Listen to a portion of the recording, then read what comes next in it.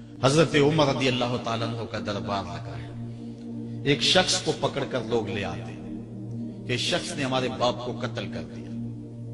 حضرت عمر رضی اللہ تعالیٰ عنہ نے پوچھا کیا ماجرا ہے بھائی؟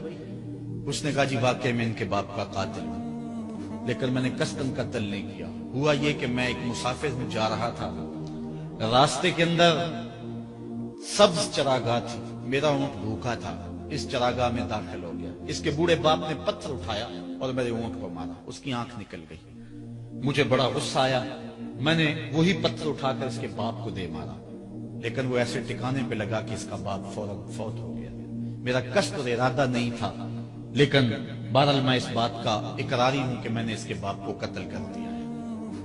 آپ جو حکم سنائیں میں اس کو قبول کروں گا، لیکن میں ایک مہلت مانگتا ہوں کہ میرے دوست، میرے بھائی کی کوئی رقم میرے ذمہ ہے، میرے پاس اس نے امانت رکھی ہوئی ہے اور وہ مجھے پتا ہے کہ میں نے کہاں چھپا کے رکھی ہوئی ہے۔ اگر آپ فیصلہ کر دیتے اور میری گردن کاٹ دی جاتی ہے تو وہ امانت جو میں نے رکھی ہوئی ہے سنبھال کر کے، میرے علاوہ کوئی جانتا بھی نہیں ہے، تو وہ اس تک کون پہنچائے گا؟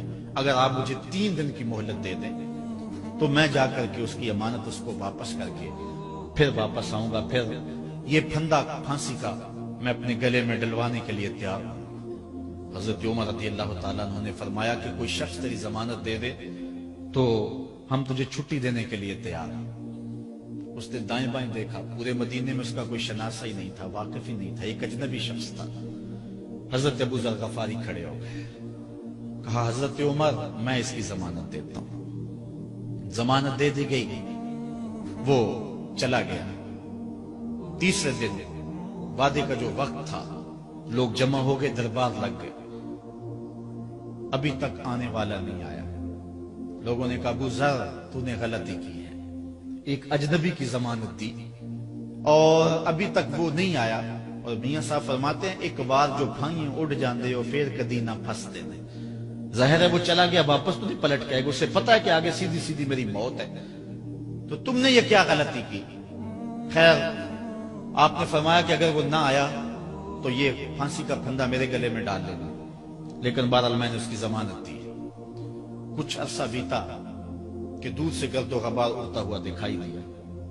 جب صورت واضح ہوئی تو وہی شخص تھا۔ حضرت عمر فاروق رضی اللہ تعالیٰ عنہ کے دربار میں کھڑا ہو کہنے لگا حضرت کسی وجہ سے تاخیر سے پہنچا ہوں، معذرت چاہتا ہوں، اب جو حکم ہے پورا کیجیے۔ حضرت عمر رضی اللہ تعالیٰ عنہ اس کے پھانسی کے احکامات جاری کر چکے تھے۔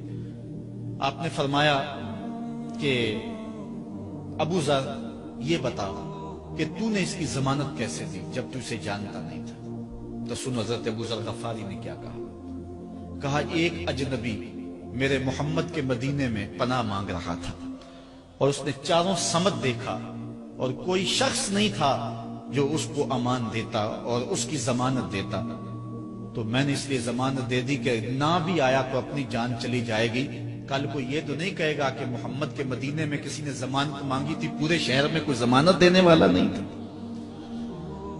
اس کو کہا کہ انہوں نے تو ضمانت دے دی، میاں اب تو بتا کہ تو چلا گیا تھا، تجھے جانتا کوئی نہیں تھا، نہ پلٹ کے آتا تو تجھے کوئی پوچھنے والا نہیں تھا، تو نے یہ دوبارہ موت کے منہ میں کیوں اپنا سر رکھا ہے؟ تو اس نے کہا کہ میں نے کہا کہ ایک اجنبی کی ضمانت اس ایسے شخص نے دی ہے جو مجھے جانتا بھی نہیں ہے، اور اگر میں نہ گیا تو لوگ قیامت تک اجنبیوں پر بھروسہ نہیں کریں گے کہ اجنبی یوں سلوک کیا کرتے ہیں۔ تو حضرت عمر رضی اللہ تعالیٰ عنہ اس کے پھانسی کے احکام جاری کیے، تو جن کے باپ کو قتل کیا تھا وہ بیٹے کھڑے ہو گئے، کہنے لگے تاریخ کی کالک ہم اپنے منہ پہ ملیں گے، ہم بھی اپنے باپ کے قاتل کو معاف کر دیتے ہیں۔ یہ ہماری تاریخ ہے، یہ ہماری کہانی ہے، لیکن آج ہم کس جگہ پہ کھڑے ہیں اور کیا ہماری صورتحال ہے؟ نہ ہمارا کردار رہا اور نہ ہمارا کوئی تشخص رہا۔ آج ہم نے اپنا تشخص بھی مٹا کے رکھ دیا، اپنے طرز زندگی بھی بدل دی، نہ ہماری باطن کی وہ روشنی رہی، نہ ظاہری وہ صورت رہی کہ ہم پہچانے جائیں کہ حضور کے غلام ہیں، بلکہ آج بھانت بھانت کی بولیاں بول رہے ہیں۔ اقبال نے کیا کہا تھا، اپنی ملت پر قیاس اقوام مغرب سے نہ کر، خاص ہے ترکیب میں تجھے قوم رسول ہاشم۔